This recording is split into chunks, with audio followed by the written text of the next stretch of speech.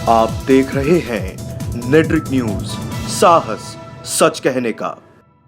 सपना वो नहीं है जो आप दिन में देखें, सपना वो है जो आपको सोने न दे। डॉक्टर एपीजे अब्दुल कलाम ने ये शब्द सिर्फ कहे ही नहीं थे, बल्कि इसे जिया भी था। मिसाइल मैन के नाम से पूरी दुनिया में मशहूर देश के पूर्व राष्ट्रपति एपीजे अब्दुल कलाम का जन्म आज ही के दिन 15 अक्टूबर 1931 को हुआ था।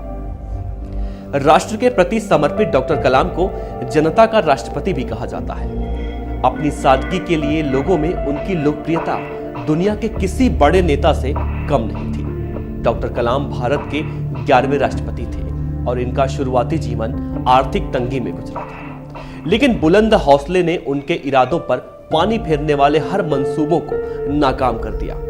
कलाम जी को कई प्रतिष्ठित पुरस्कारों और सम्मान जैसे पद्म भूषण, पद्म विभूषण, भारत रत्न, इंदिरा गांधी अवार्ड, वीर सावरकर अवार्ड, रामानुजन पुरस्कारों से नवाजा गया। तो आइए एक नजर डालते हैं उनकी जिंदगी से जुड़ी सभी पहलुओं पर। एपीजे अब्दुल कलाम का जन्म 15 अक्टूबर 1931 को हुआ था। इनका जन्म तमिलनाडु के शहर रामानाथपुरम के छोटे से गांव रामेश्वरम में हुआ था। इनके पिता का नाम जैनुलाब्दीन कलाम था, जो कि नाव बनाया करते थे। अब्दुल कलाम के 5 भाई और 5 बड़ी बहनें थीं। उनके परिवार की आर्थिक हालत अच्छी नहीं थी। परिवार की खस्ता आर्थिक हालत के कारण अब्दुल कलाम अपनी पढ़ाई का खर्च निकालने के लिए रोज सुबह अखबार बेचा करते थे। अब्दुल कलाम ने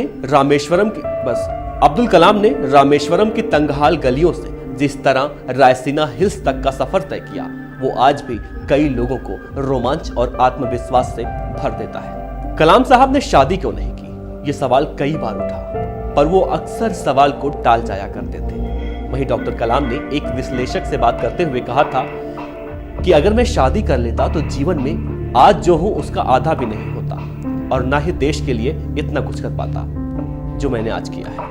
इसी के साथ डॉक्टर कलाम ने 2002 में भारत के 11वें राष्ट्रपति के रूप में शपथ ली। कलाम को भारत का सबसे लोकप्रिय राष्ट्रपति कहा जाता है। राष्ट्रपति के पद पर रहते हुए कई बार उन्हें आलोचना का सामना करना पड़ा। अपने कार्यकाल में डॉक्टर कलाम ने लंबित 21 दया याचिकाओं में से 20 पर कोई फैसला नहीं दिया था, जिसमें संसद के हमले के आरोपी अफजल गुरु की दया याचिका भी थी।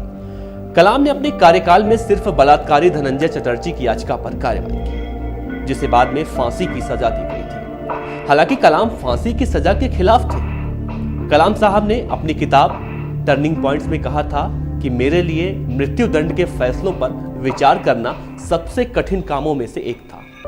डॉक्टर कलाम ने कहा था, मेरे लिए यह हैरान करने वाला था कि ज्यादातर सभी मामले जो मेरे पास आए थे उनमें सामाजिक और आर्थिक भेदभाव बहुत ज्यादा था। साथ ही डॉक्टर कलाम की सादगी और उनके हेयर स्टाइल की वजह से युवाओं के बीच काफी लोकप्रिय थे। कलाम जी खुद को साइंटिस्ट से ज्यादा टीचर कहलाना पसंद करते थे। कलाम जी अक्सर भारत की यूनिवर्सिटीज में जाया करते थे और छात्रों से बातचीत किया करते थे और खुद को भी एक लर्नर ही बताते थे। लेकिन 27 जुलाई भारतीय प्रबंधन संस्थान शिलांग में छात्रों को संबोधित कर रहे थे, तभी उन्हें दिल का दौरा पड़ा, जिससे कलाम जी की मृत्यु हो गई और छात्रों के बीच ही उन्होंने इस दुनिया से अलविदा कह दिया। कलाम जी हमेशा देशवासियों के चेहरे पर मुस्कुराहट देखना चाहते थे। कलाम जी के सिद्धांत हमेशा देश के लिए एक मिसाल रहेंगे।